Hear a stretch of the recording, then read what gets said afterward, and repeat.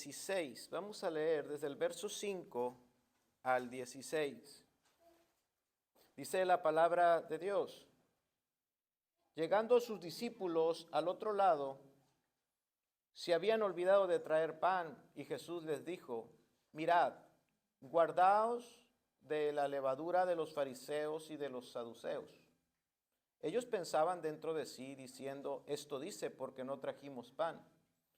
Y entendiéndolo Jesús les dijo: ¿por qué pensáis dentro de vosotros, hombres de poca fe, que no tenéis pan?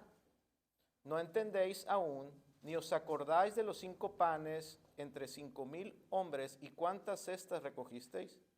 ¿Ni de los 7 panes entre 4,000, y cuántas canastas recogisteis? ¿Cómo es que no entendéis que no fue por el pan que os dije que os guardéis de la levadura de los fariseos y de los saduceos? Entonces entendieron que no les había dicho que se guardasen de la levadura del pan, sino de la doctrina de los fariseos y de los saduceos. Viniendo Jesús a la región de Cesarea de Filipo, preguntó a sus discípulos diciendo: ¿quién dicen los hombres que es el Hijo del Hombre?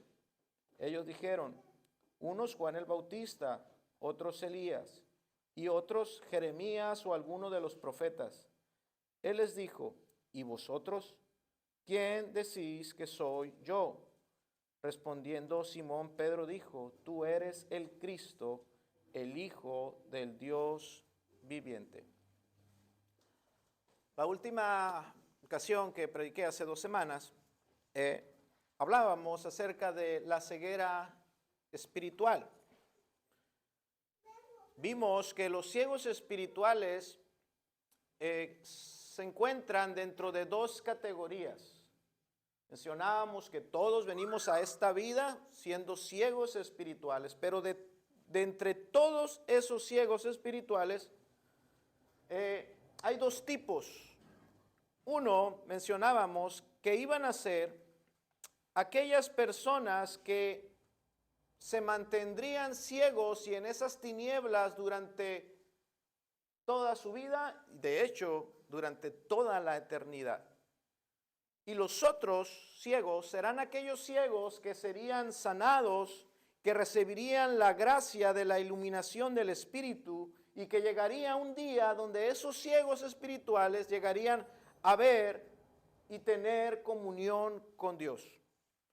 Mencionábamos que el factor determinante para saber quiénes estarían en una categoría y en otra, decíamos que el factor determinante sería la forma en que el ciego responde a la persona de Jesucristo. Aquellos que rechazan a Jesús permanecerán ciegos para siempre, pero aquellos que se someten al señorío de Cristo, esos recibirán la luz y la vida espiritual. Mencionamos rápidamente que hay 3 causas principales para la ceguera espiritual. La primera causa mencionábamos que era nuestra propia naturaleza de pecado, pues venimos ciegos desde nacimiento. La segunda causa mencionábamos que era Satanás, quien hace una obra por mantener a las almas en tinieblas. Y el tercer factor es el juicio soberano de Dios, haciendo permanecer a las almas impenitentes en las tinieblas. Nuestro sermón pasado se enfocó en 4 características de aquellas personas que permanecerán en tinieblas para siempre. Decíamos que la primera característica de los ciegos que permanecerán así es que se asocian con las tinieblas. Son almas que buscan el asociarse con aquellos que están en tinieblas y que concuerdan con su necedad. La segunda característica era que estas personas son provocadores. Son provocadores y son personas que se irritan y se conflictúan con los creyentes y con la verdad de Dios.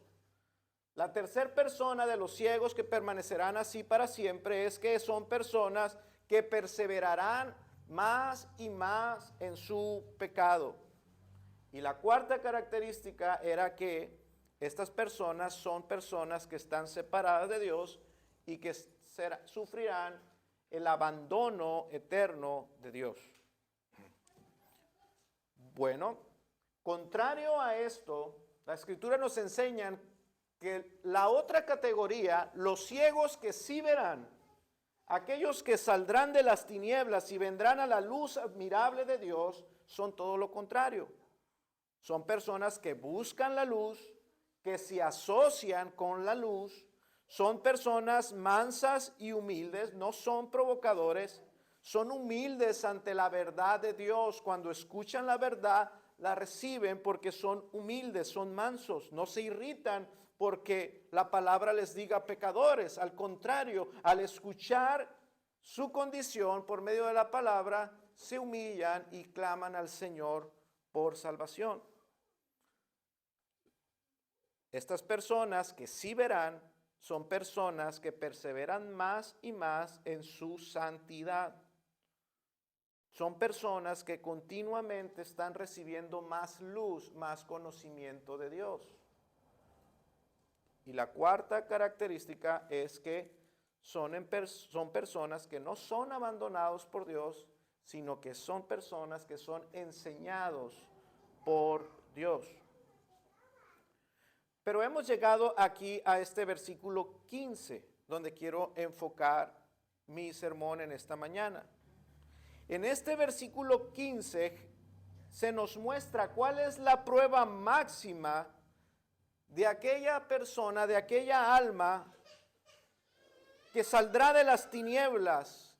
¿Cuál es la prueba máxima de alguien que ya no está más en tinieblas, sino que ya está en la luz? El versículo 15, Jesús hizo una pregunta y les dijo a sus discípulos: ¿y vosotros quién decís que soy yo? Esta es la pregunta más fundamental que todo ser humano debe de enfrentar. ¿Quién es Jesucristo? La respuesta a esta pregunta es de vital importancia. De ella depende el destino eterno de tu alma. ¿Quién es Jesús para ti? La respuesta que demos va a evidenciar en qué categoría estamos. Si aún somos ciegos espirituales o si ya hemos venido a la luz de Dios. Dice la Escritura en el verso 17 que Jesús llegó a la región de Cesarea de Filipo y ahí los confrontó. El texto nos narra que un carpintero sin dinero y sin hogar llegó a Cesarea de Filipos junto a sus 12 hombres. Apartado, lejos de donde se encontraban aquellos judíos que estaban conspirando en contra de Jesús, estaban planeando matarlo. Apartado de esos judíos, de sus enemigos, Jesús está en una región gentil con sus discípulos. Está en un lugar donde abundaban las religiones. Cesarea de Filipos era un lugar multirreligioso. Había muchísimos templos de diferentes religiones, de diferentes creencias. Ahí Jesús llevó a sus discípulos para hacerles la pregunta fundamental. En este lugar estaban rodeados de templos dedicados al dios sirio Baal. Era un lugar lleno de templos a la idolatría a ese dios, a Baal de los sirios. Aparte de eso, había un lugar muy místico, narran los historiadores, ahí había una cueva dedicada al dios Pan. Usted seguramente conoce el cuento de Peter Pan. Ese muchachito gracioso, bueno, es la representación, de hecho, del dios Pan, el dios de la naturaleza. Es un dios pagano. Y ahí se encontraba esa cueva dedicada a ese Dios. Ahí también estaba un gran templo blanco, hecho de mármol, impresionante, dedicado a la divinidad de César. Los romanos habían edificado querían un templo que sobresaliera de todos los demás templos y de todos los demás lugares de adoración pagana. Y hicieron su propio lugar de adoración pagana, los romanos ahí. Hicieron un gran templo blanco dedicado al César. Y ahí, en medio de todo ese lugar de religiones paganas, ahí Jesús llevó a sus discípulos para hacerles la pregunta fundamental: ¿quién creen ustedes que soy yo? ¿Es Jesús igual a las demás religiones del mundo? ¿Podemos comparar e igualar a Jesús con los demás dioses? ¿Es acaso Jesús uno más entre otros que son igual a Él? Esto es importante de responder. Mucho más, creo yo, en nuestros días. Jesús sigue exigiendo un veredicto. Jesús sigue confrontando a los hombres y exigiendo que se dé una conclusión acerca de qué piensas tú de Jesús. ¿En qué categoría, dónde colocas a Jesús? ¿Dónde le has puesto? ¿Dónde lo has colocado a Jesús? Jesús hace dos preguntas. La primera es: ¿qué opina la gente de mí? ¿Qué opinan los demás de mí? Y la segunda pregunta es: ¿qué opinan ustedes de mí? ¿Qué podemos concluir con esto? ¿Por qué dos preguntas? Antes de contestar esto, obviamente cuando Jesús hace esas preguntas no es por falta de conocimiento. Jesús sabe a la perfección qué piensas tú de Él. Jesús sabe exactamente, tiene todo el conocimiento pleno de qué es lo que las personas piensan y creen acerca de Él. Jesús conoce lo que hay en el interior de cada hombre y no hay duda de ello. Así es que si Jesús pregunta y hace esta distinción: ¿qué piensan las gentes y qué piensan ustedes? ¿Qué piensan los de afuera y qué piensan los de adentro? Debemos de entender que Jesús presupone que el conocimiento que tienen las gentes es distinto al conocimiento que tienen los de adentro. Jesús presupone que tal conocimiento es distinto. La comprensión que tienen las gentes, Jesús espera que sea distinta a la comprensión que tienen sus discípulos acerca de Él. Están los de afuera y están los de adentro. Están los que son los lejanos y está la comprensión de aquellos que están caminando a un lado de Jesús. Y Jesús presupone que los suyos deben de tener una comprensión distinta de los que no han estado cerca de Él. Lo segundo que quiero mencionar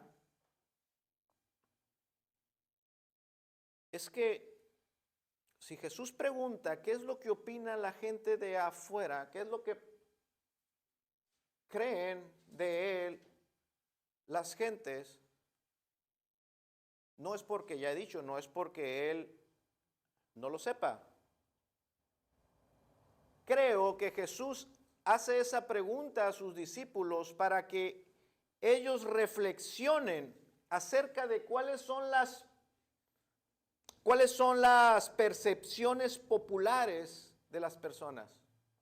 Jesús quiere que los suyos, que sus discípulos reflexionen, piensen qué es lo que los demás creen.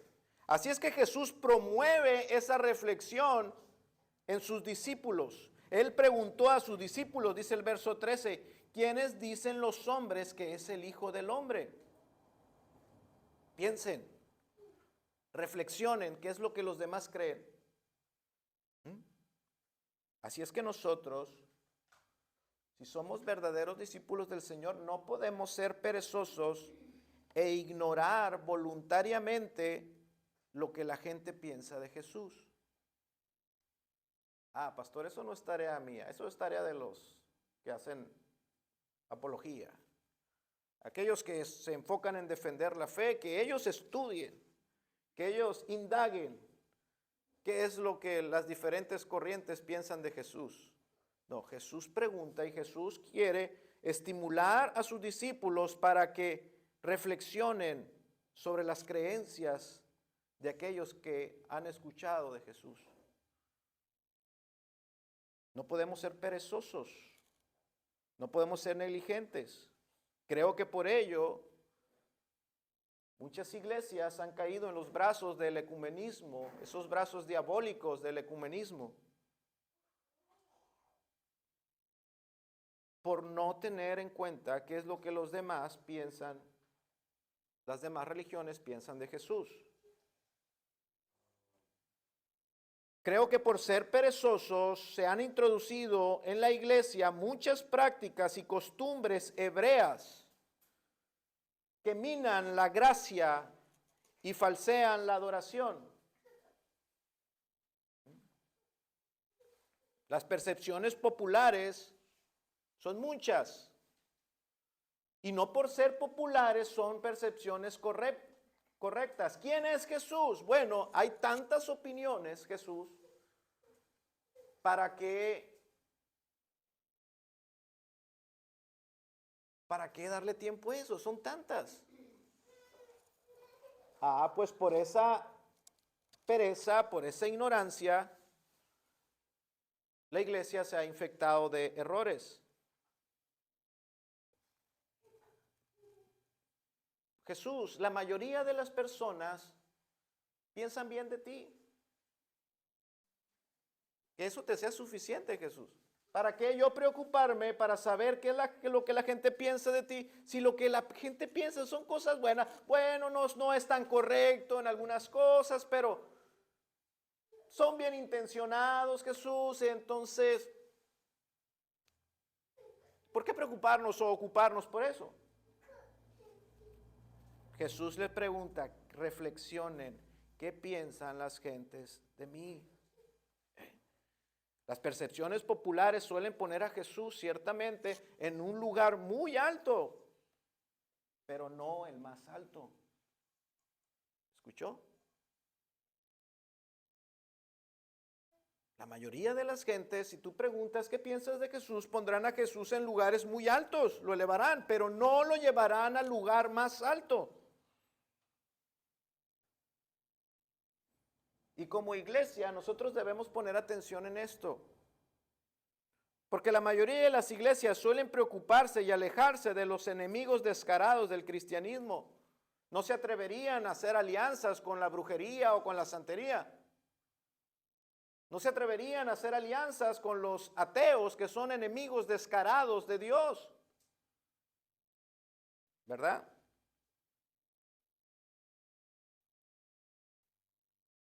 Pero hay un contraste en eso, porque si usted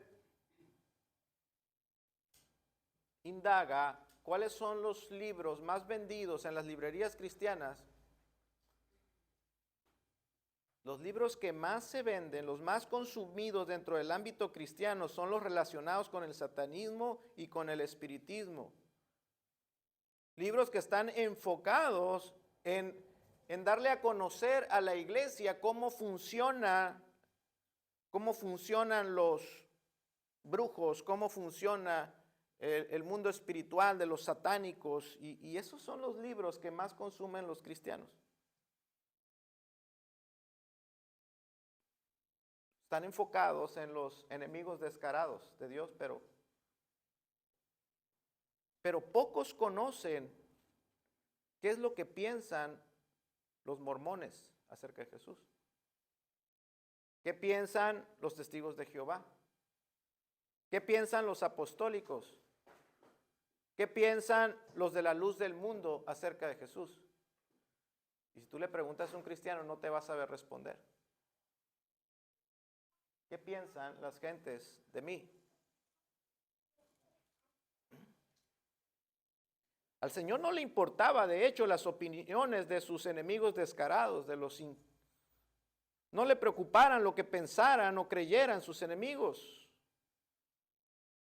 Pero vemos aquí que Jesús quería que sus discípulos reflexionaran en el veredicto de las gentes, de aquellas personas que habían recibido algo de luz, los que habían recibido las palabras de Cristo y habían visto sus señales. Las personas que habían escuchado algún sermón de Jesús o habían visto algún milagro o habían recibido un milagro. ¿Qué concluyen esas personas de mí? Díganme. Así es que los discípulos reflexionaron y contestaron. Ve el verso 14. Unos creen que tú eres Juan el Bautista, otros Elías y otros Jeremías o alguno de los profetas. Ellos reflexionaron y le dijeron a Jesús, algunos piensan como Herodes. ¿Recuerdan? Herodes pensó que Jesús era la reencarnación de Juan el Bautista. Había un grupo de personas que creía que Jesús era Juan el Bautista resucitado. Ellos reconocían que el poder milagroso de Jesús era algo inexplicable desde el punto de vista humano, así es que colocaron a Jesús en una categoría de un ser milagroso. Eres la reencarnación de un profeta. Ahora, si Jesús era la reencarnación de un profeta, ellos estaban colocando a Jesús en una categoría premesiánica, es decir, si Jesús es la reencarnación de uno de los profetas, quería decir que no era el Mesías. Los profetas vendrían antes de que el Mesías viniera. Así es que colocar en esa categoría a Jesús era colocarlo fuera del lugar más alto.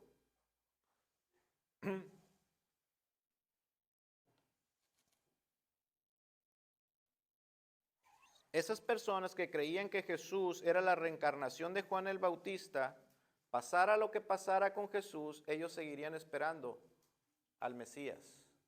Porque al fin y al cabo no era el Mesías, era la reencarnación de un profeta. Y todos los profetas vendrían antes y después vendría el Mesías. Así es que pasara lo que pasara con Jesús, habría que seguir esperando a un Salvador. Los discípulos reflexionaron y dijeron, bueno, algunos piensan que eres Elías o Jeremías. Los judíos esperaban la reencarnación de Elías poco antes de que se estableciera el reino del Señor. Estaban esperando que viniera Elías, porque así lo indicaban algunas profecías.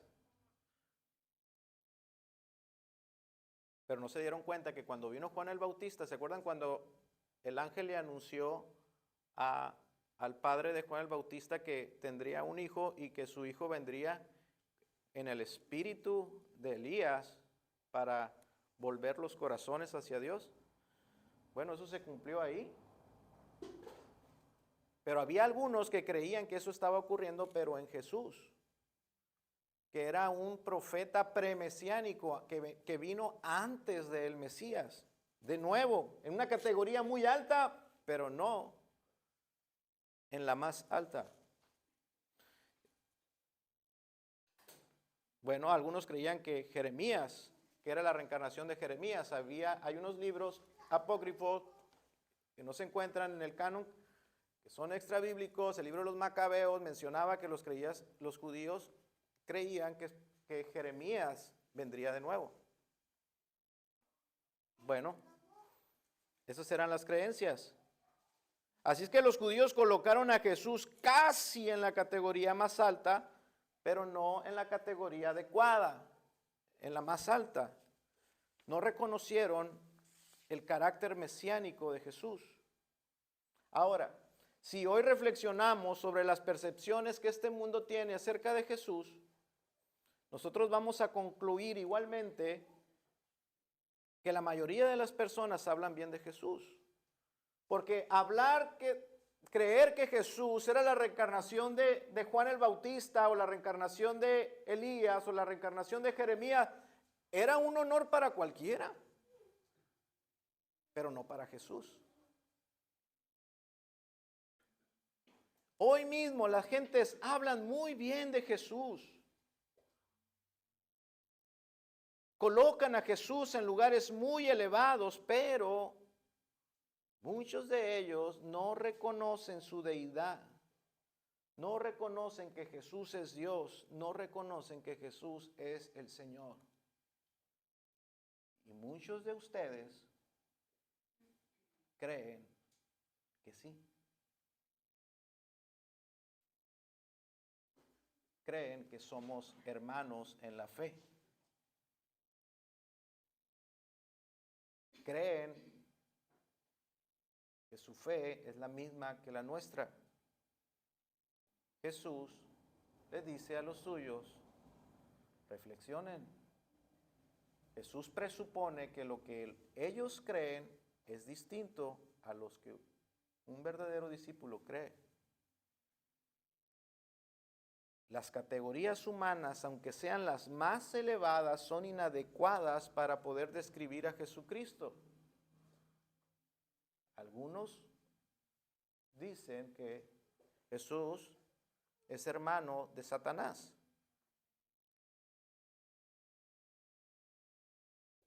Y ustedes, algunos de ustedes creen que ellos son nuestros hermanos en la fe.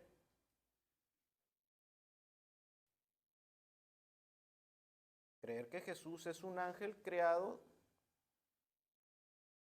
es una posición muy elevada, pero no es la verdad.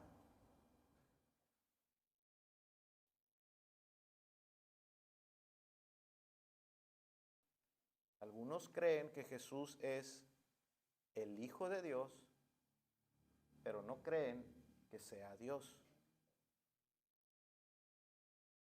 Y muchos discípulos de Jesús creen que somos hermanos de ellos.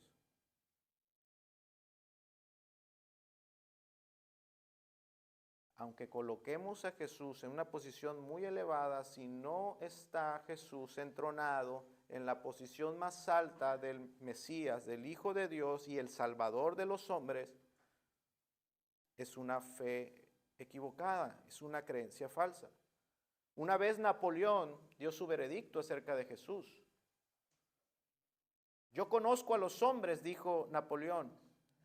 Yo conozco a los hombres y Jesucristo es más que un hombre. Pero no dijo que era Dios.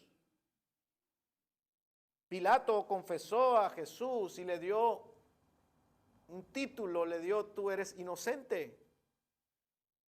Ningún delito hallo en este hombre, lo confesó como el inocente, pero no lo confesó como Dios. Las mentes más ilustres de la humanidad han dado muchos títulos y descripciones asombrosas, hermosas, elevadas a Jesús, el insuperable, el más elevado modelo de la religión, el guía de la humanidad, el más grande entre los hijos de los hombres. Jesús fue un joven con Dios en su corazón, dijo otro. Jesús es el irreprochable. Qué cosas tan excelsas, tan maravillosas, pero no confiesan a Jesús como Dios, como Señor y como Salvador. Algunos en nuestros propios días han llamado a Jesús Jesucristo superestrella.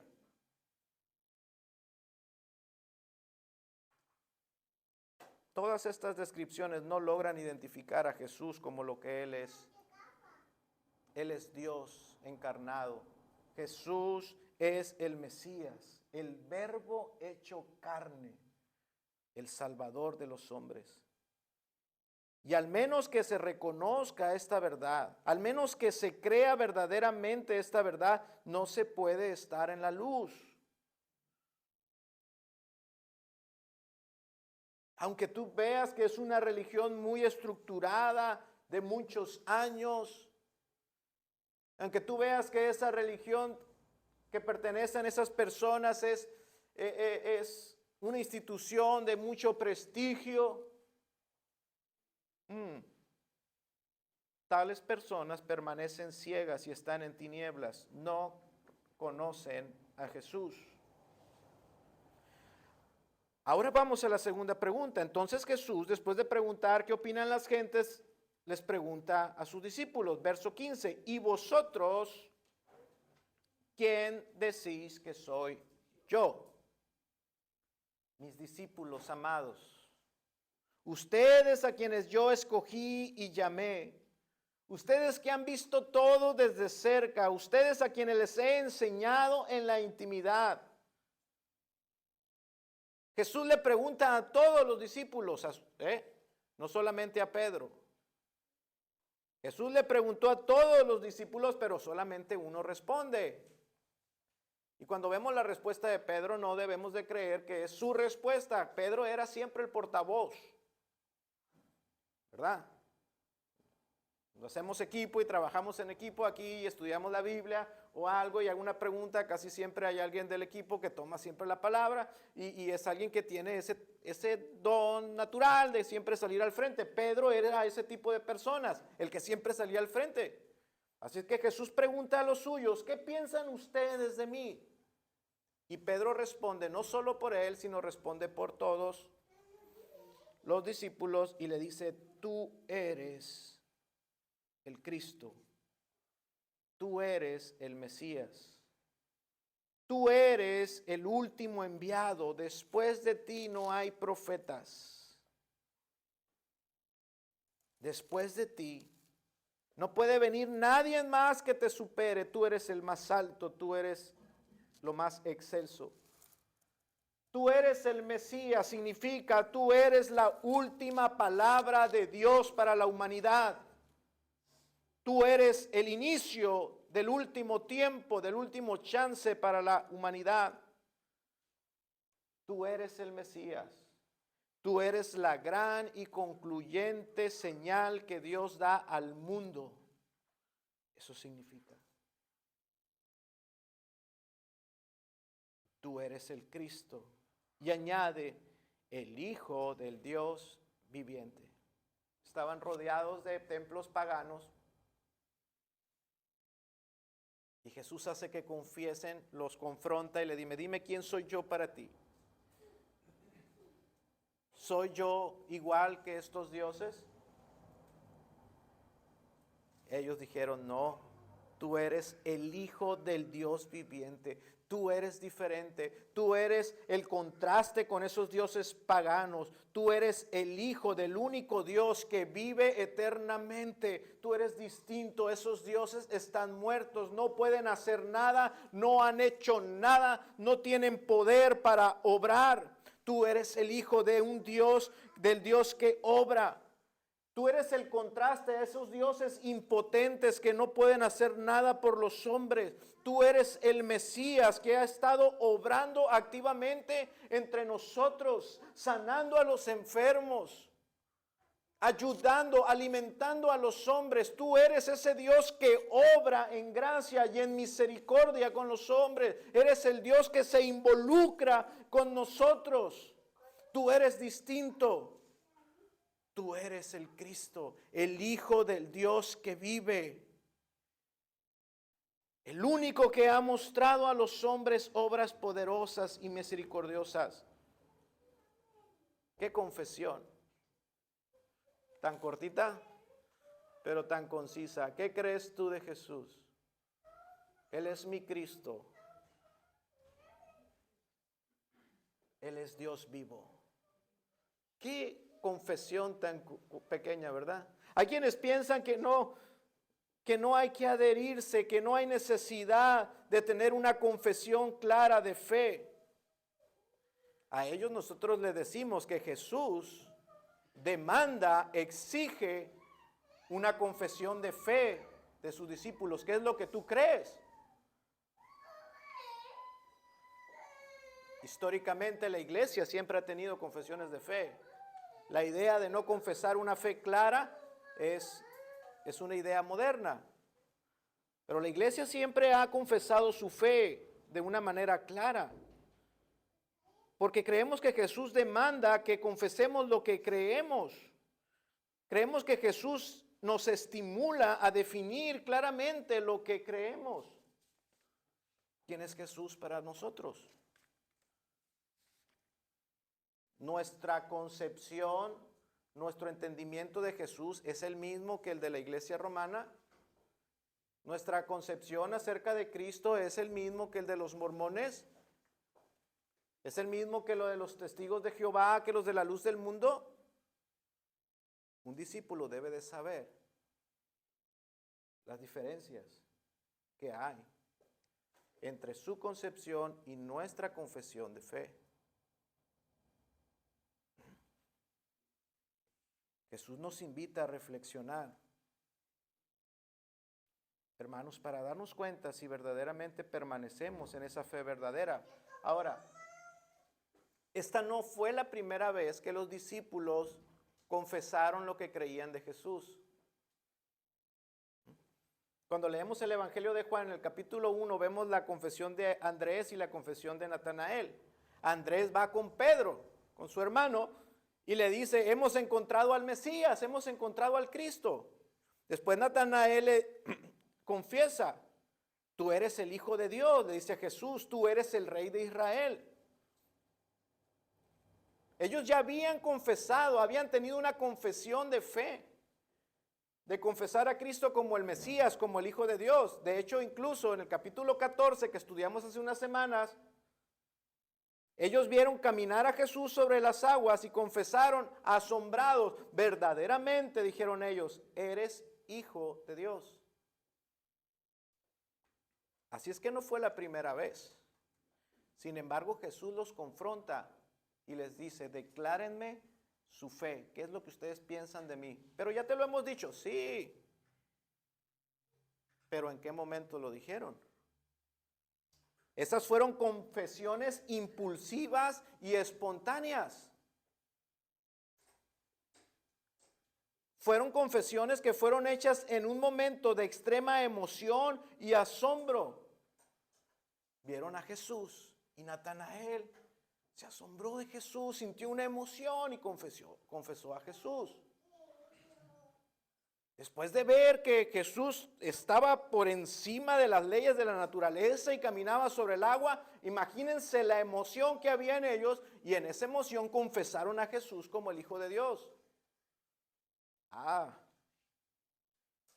Pero la fe debe ser probada para ver si nuestra confesión es verdadera o es momentánea o es temporal. La fe verdadera es la fe que permanece. Así es que Jesús vuelve a preguntar a sus discípulos, confiesen, ¿qué es lo que ustedes creen de mí? Porque muchos tienen una confesión acertada de fe en el principio, pero después de un tiempo se apartan y no pueden mantenerla. Pastor, pero aquella persona que ahora está en el mundo, en una ocasión ella creyó en Cristo y confesó su fe y era cristiana. Confesó su fe, pero no pudo sostenerla. Así es que no se trata de tener una mera confesión de fe acertada, sino de una confesión que permanece y supera las pruebas. ¿Tenemos ese tipo de fe? ¿Qué piensas tú de Jesús? ¿Él sigue siendo tu Mesías, tu Salvador, o lo has reducido a una categoría inferior? ¿Hay adversidad? ¿Él sigue siendo el Señor, el que tiene el control y el dominio de todo? ¿O porque estás ahora en una circunstancia de adversidad, dudas? ¿O estás pensando en apartarte? ¿Quién es Jesús para ti hoy? Esa pregunta demanda una respuesta madura y meditada, no una respuesta espontánea e impulsiva. ¿Quién es Jesús para ti? Miren, ya habían pasado más de 2 años, 2 años y medio. en que ellos confesaron al principio a Jesús, Natanael y los demás discípulos, que creyeron que él era el Mesías. Ya llevaban más de 2 años caminando. Jesús está más o menos como unos 6 meses de ir a la cruz. Ya el ministerio de Cristo ahí terminará. Y Jesús ahora quiere asegurarse de que lo que Él ha hecho permanecerá. Y durante esos 2 años Jesús estuvo enseñando y haciendo muchos milagros. Y la fe las personas creían en Él. Las multitudes venían a Él, creían en Él, ¿verdad? Pero muchas personas en este tiempo empezaron a desanimarse, sobre todo cuando en una ocasión, después de la alimentación de los 5,000, las personas quisieron levantar a Jesús y declararlo rey de la nación. Querían proclamarlo rey y Jesús, dice la Escritura, que no quiso, se apartó de ellos, porque ellos querían levantarlo para que fuera el que diera el golpe de estado en contra de Roma, pues. Y Jesús les dijo, hey, esto no es lo por ello he venido, y se apartó de ellos. Y muchos comenzaron a decepcionarse, porque tenían en su mente ese tipo de Mesías que vendría a liberarlos del yugo de los romanos. Bueno, los discípulos también habían sido educados de la misma manera, tenían las mismas creencias. Creían que era el Mesías, ese tipo de Mesías, y ellos también pudieron haberse decepcionado cuando las personas empezaron a dejar a Jesús. Se alejaron, se alejaron, se alejaron. Entonces ellos pudieron haber pensado, incluso Juan el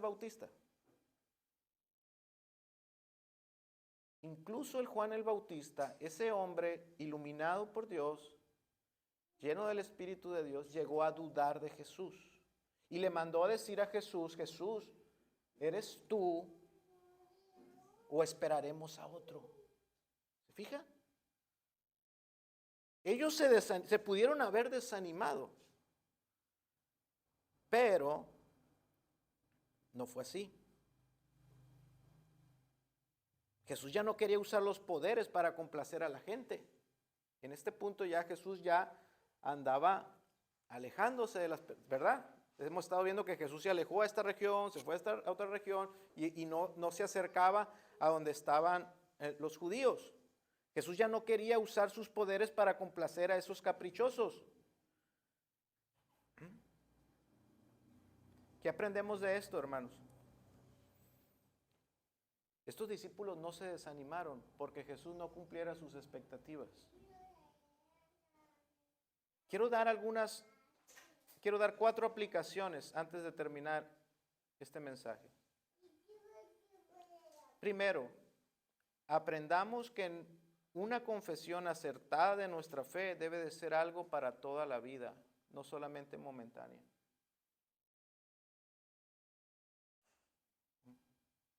Es curioso, nosotros solemos, como iglesia local, ustedes conocen, tenemos una confesión de fe, estamos adheridos a la Confesión Bautista de Fe de Londres y creemos en la membresía local de la iglesia. Y cuando una persona quiere adherirse a nuestra iglesia, pues lo solicita. Entonces yo quiero no solamente ser un visitante, ser un oyente, yo quiero permanecer, yo he hecho un compromiso con el Señor, yo he entregado mi vida al Señor y quiero ser parte de la membresía de esta iglesia. Entonces en ello les entregamos de manera escrita, una declaración de lo que creemos para que la persona la examine, la reflexione y se pregunte a sí misma si eso es lo que ella realmente cree, si concuerda con lo que nosotros creemos. Sobre aviso no hay engaño, dicen, ¿verdad? Examine si estas creencias son las que usted cree, porque esto es lo que creemos en esta iglesia. Y si es así, bueno, la persona nos da testimonio de eso y, bueno, dice sí creo y entrega de nuevo eso a la iglesia Y queda un registro de lo que esa persona creyó cuando se acercó a la iglesia. La pregunta es, ¿usted sigue creyendo lo mismo después de años? ¿Su fe es la misma? ¿O usted ya no cree lo mismo? Porque no se trata de tener, nuestra fe debe ser algo para toda la vida. Ahora, la segunda cosa que quiero dejar en claro es que la fe verdadera, aún de los iluminados, va a flaquear. No significa que tu fe sea siempre igual de fuerte. Va a haber momentos donde tu fe va a flaquear. Eso es normal. La fe de Pedro, después de esta confesión asombrosa, tú eres el Cristo, el Hijo del Dios viviente, después está llorando amargamente porque negó al Señor 3 veces. Flaqueó. La fe verdadera no está exento de flaquezas. Pero la fe verdadera, aunque flaquea, permanece para siempre. No se extingue, no se apaga. Flaquea, pero luego por la gracia del Señor y por la intercesión de nuestro Señor Jesucristo, que está sentado a la diestra del Padre, intercediendo por nosotros, aunque flaquea, se levanta. ¿Ok? Tercero, el conocimiento, el veredicto que debemos de dar acerca de Jesús debe de ser un asunto personal.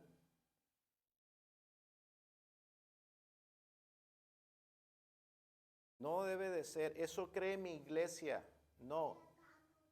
Por eso te preguntamos si lo que cree la iglesia es lo que crees tú. Porque el conocimiento que debe de tener el hombre de Jesús debe de ser algo personal.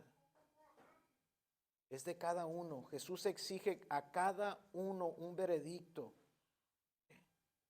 Pilato le preguntó a Jesús que si era el rey de los judíos. Oye, ¿eres tú el rey de los judíos? Le preguntó a Jesús. Y Jesús le preguntó, ¿eso lo dices por ti mismo o porque te lo dijeron?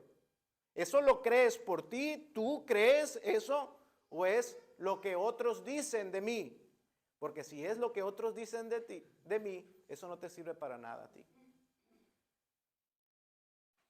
No es la fe de tu iglesia, no es la fe de los puritanos. La pregunta ¿es tu fe?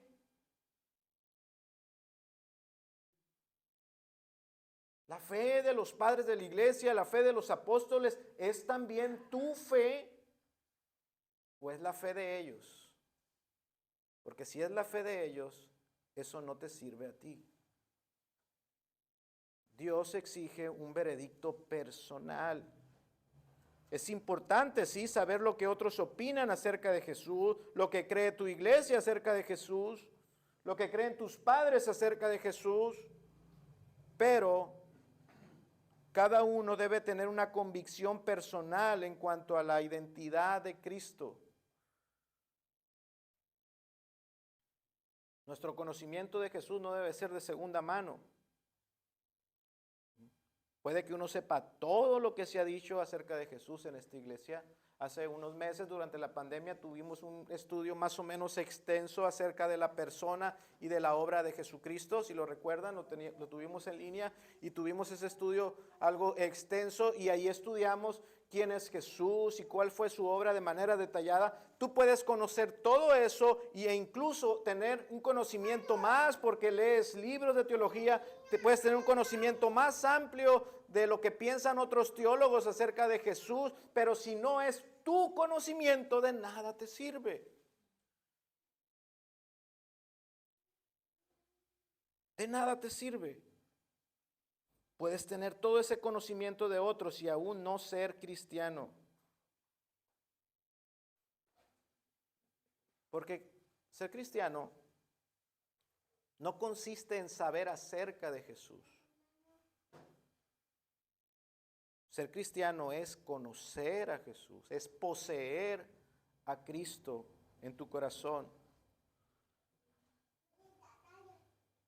Yo creo que Jesús sigue demandando un veredicto, no solamente a Pedro, sino a cada uno de nosotros en esta mañana. ¿Qué piensas tú de mí? Dice el Señor. ¿Qué piensas tú de mí? Espero que la respuesta a eso sea, no necesita ser una respuesta teológica, así como que no tienes que saber todos esos libros. No, Pedro no tenía un conocimiento profundo teológico. No, ¿qué piensas tú de mí? ¿Quién es Jesús para ti? Espero que tu respuesta sea, tú eres mi Salvador, tú eres el Mesías enviado de Dios, tú eres el regalo de Dios, lo que Dios dio al hombre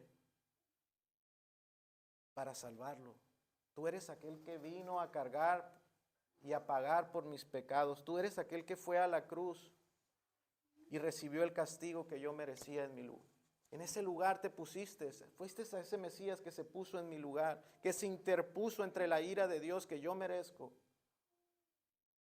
Tú eres el regalo de Dios, Jesús. Hay muchas maneras en que tú puedes decirle a Jesús que Él es el Mesías, que Él es Dios, el Dios que se humilló y se hizo hombre.